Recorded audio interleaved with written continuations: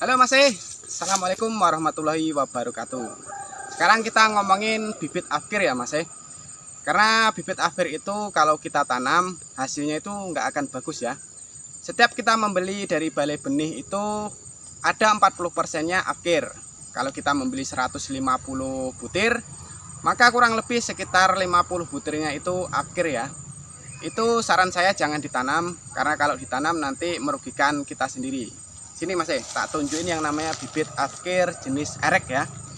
Di belakang ini ada Mas bibit jenisnya erek. Kita tengok sini ya. Nah, ini kalau kita lihat daunnya kaku Mas seperti ini. Ini jenis erek Mas kaku jenisnya erek. Jadi untuk laju pertumbuhannya sendiri itu sebenarnya kurang bagus ya. Karena selain terlihat dari daunnya yang kaku, itu laju pertumbuhan dari batangnya juga nggak bagus. Jenis erek ini sering muncul Mas kalau di pembibitan sulit dibedakan karena masih terlihat normal ya. Tapi kalau yang sudah biasa untuk jenis yang seperti ini sudah bisa membedakannya. Tapi kalau untuk yang pemula baru pertama kali nyemai, untuk jenis erek ini susah masih dibedakan. Akhirnya setelah ditanam 1 tahun 2 tahun nanti baru nampak seperti ini. Nah ini jenis erek. Yang jenis juvenil di sini juga ada Mas karena ini kebun memang orangnya pelit.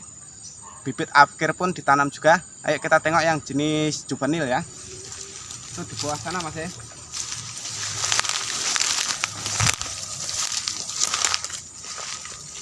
Nah itu jenis juvenil Mas itu dia mekarnya sulit ya.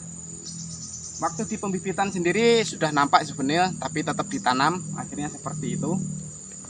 Dan yang di sampingnya ini juga afkir juga.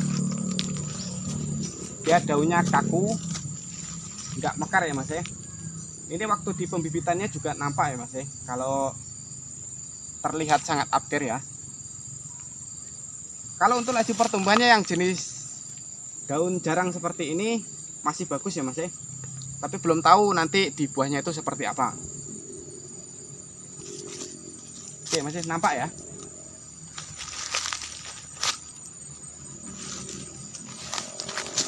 Nah ini sedikit tips saja buat teman-teman ya. Nanti kalau memang mau ditanam itu sebaiknya disortir.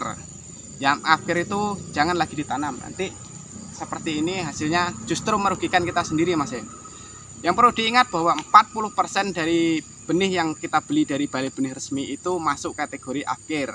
Jadi kalau 150 butir kita beli, yang 50 butir itu bisa jadi afkir Mas tetapi bisa jadi juga afkirnya nggak sampai 40%. Yang namanya persilangan itu pasti ada kelainan genetik Mas Seperti ini tadi kelainan genetik, juvenil kelainan genetik, yang erek ini juga kelainan genetik. Jadi perlu dipahami bahwa dengan membeli kecambah dari balai benih resmi bukan berarti bisa ditanam semua.